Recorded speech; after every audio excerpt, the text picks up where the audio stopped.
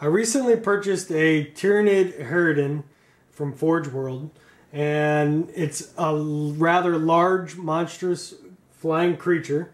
And they supplied the model with a 4.5-inch high base that's really small, and I really doubt that it's going to hold the weight of this creature. Not to mention it's only 4.5 inches tall, and that's a little low on the battlefield for me. So what I would like to do is make my own base, and I'm going to use a plaque that I purchased at Hobby Lobby for $2.33. I have some construction foam that I purchased at Lowe's. I got a 4x8 sheet, and that's 32 square feet for $11, and it's a 1/2 inch thick. And what I did was I took my base and I created a template and took 5 sheets roughly the same size as my base, and I glued them together using PVA glue. Now, a lot of people out there are saying, what's PVA glue? Well, PVA glue is Elmer's glue, and it's about 79 cents at Walmart, and you can pick it up anywhere. Don't buy Elmer's glue at Hobby Lobby because it's really expensive at Hobby Lobby. Buy it at Walmart, 79 cents. Now, I'm going to mount my flyer on this acrylic rod. Now, this is a 1/2 inch thick, and it's 12 inches long. Now, my rod is going to go through the base, which should support the weight of my model and keep it from falling over. And it's going to put my model approximately 12 inches into the air. And that's the perfect height. It clears the buildings, clears other terrain. I can move around it. I can do a lot of things. Now, I'm going to create a plateau for the base so that this thing is sitting on the base. And it looks like it's flying over a plateau. Let me move all this out of the way. Now, to give you an idea of what I'm talking about, I have a Tyranid harpy, and I've done pretty much the same thing for it.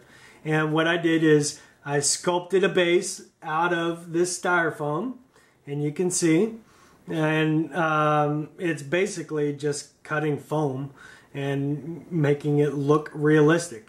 And when you get done, you base coat it in this gray paint, latex paint, and then you highlight it. And that's pretty much it.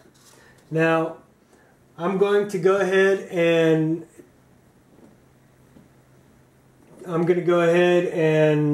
make a couple cuts, and I'll meet you on the backside.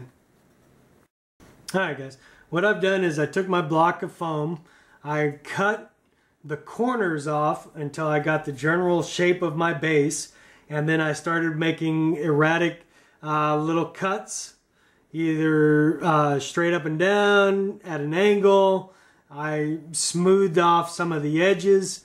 I want to make this base as textured as possible so that it actually looks like a rocky plateau jutting up from the tabletop. One of the corners that I cut off, I fashioned into a little boulder that's going to sit up on the very top, like that. And I'm going to attach it by using toothpicks and PVA glue.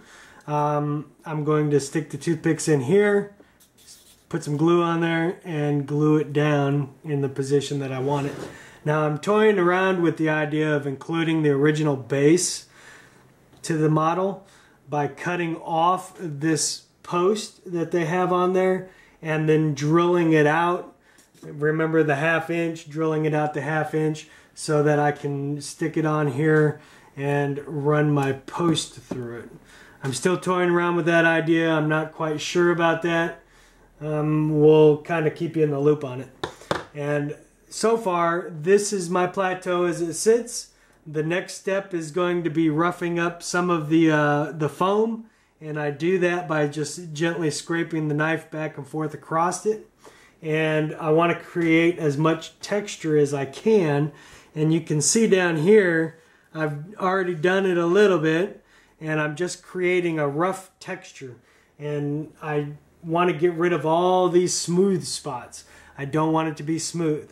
Now the very top up here, when I get completed, I'm going to add sand to the top and glue some sand up in here to add some additional texture to it. And from there, a base coat of gray latex paint, some highlighting, some dry brushing, and hopefully it'll look like a plateau. So now that I came to a stopping point on my base, I need to prepare the actual model to sit on my rod. And what I've done is I've drilled a hole, a 1/2 inch hole into my model. Now this is a 1/2 inch bit. I did not start with this 1/2 inch bit. I used a 1/4 inch bit to start a pilot hole, and then I moved to a 5/16 bit, to a 7/16, and eventually ended up with the 1/2 inch bit. Had I started with this 1/2 inch bit, I might have successfully drilled my hole, but I also ran the risk of cracking my model and then having to repair my model. These Forge World models are quite expensive, and you want to go slow and precise to make sure you don't crack these. Now that the hole is drilled, it fits snugly, my rod fits snugly in there, and so I'll be able to insert and take it out whenever I need to, for transportation purposes, for storage purposes, whatnot. So with that being said, I'm gonna set this aside, and I'm gonna go back to my base. All right, guys. So what I've done is I took my styrofoam plateau, I positioned it on the award plate, and then I used the 1/2 inch drill, and I drilled through the styrofoam and made a mark on the award plate. I removed the styrofoam and I finished drilling a hole all the way through the award plate, and then I inserted my rod, made sure that it went through the award plate. Now I'm not going to glue the rod in because I want to be able to remove it, but I inserted the rod, made sure that it goes in smoothly. I'm going to glue the plateau to the base and let it dry overnight. I decided against using the base as it would have been too difficult to drill through this. I could have done it, but it would have been difficult, and I ran the risk of splitting it, and I didn't want to split it. In the event that I want to use it on the tabletop or use it somewhere else, I'm just going to leave it alone. What I did do though is I created these little boulders to sit on top of it, and I used toothpicks to secure those to the top here, and then I glued it down. So my next step is to glue the plateau to the base, let it dry overnight, and then I'll be able to insert my rod and put the model on it to see how it fits. Other than that, I'll see you on the backside. Alright guys, well, I let it dry overnight, and it turned out really well. I mounted the Harridan on top of it so that you could take a look at it. The Harridan model will sit 1 foot above the table, and I don't know if that's too tall, but once I get it finished, I'll put it on the tabletop and I'll look at it. Now remember, I did not glue the rod in, so I can definitely shorten it up a little bit. And effectively, the only thing I have left to do is to texture the base, undercoat it in gray latex paint, highlight, dry brush, and I'm done.